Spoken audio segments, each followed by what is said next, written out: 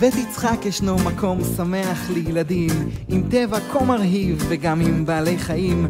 בטי שם עם שוקי הטוקי על הכתף, מקבלת את כולם בחיבוקים וגם בכיף. כל יום חוויה בגן בחווה, משפחה שכזו, לגדול בכיף ואהבה. בחצר משחקים, יש ערמות של הפתעות, מגלשה, ארגז של חול, מריצה ונדנדות. אוהל אינדיאני שם וגם בית עץ קטן, המון המון מכוניות, כיסאות וגם שולחן.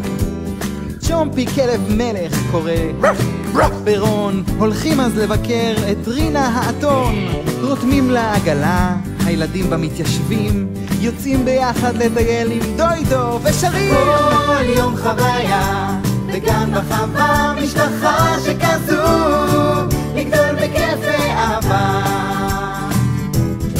מביאים חלב טרי מהרפת שליד, אוספים ביצי תרנגולות אחת לכל אחד. את ניסים הסוס מלטפים ומאכילים, ואת דורה הכבשה מקלחים ומחבקים. את חיים הארנב מלטפים ומפנקים, גם שרקנים, סלבים, פניניות וארנבים.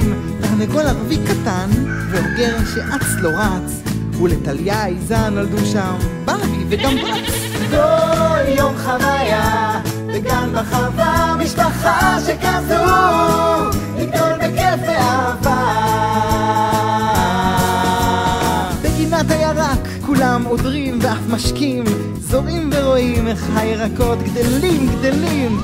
תלת, חסה, גווניה, מלפפונים ועוד גידולים שאת כולם בסוף אוכלים. בזולה משחקים, קופצים ומתחבאים, נהנים בחוץ וחומרים ממחזרים. אופים ומבשלים כמו שפים קטנטנים, אוכלים בריא וגם ביחד ישנים. כל יום חוויה בגן בחווה, משפחה שכזו, לגדול בכיף ואהבה. כל יום בחווה, משפחה שכזו, לגדול בכיף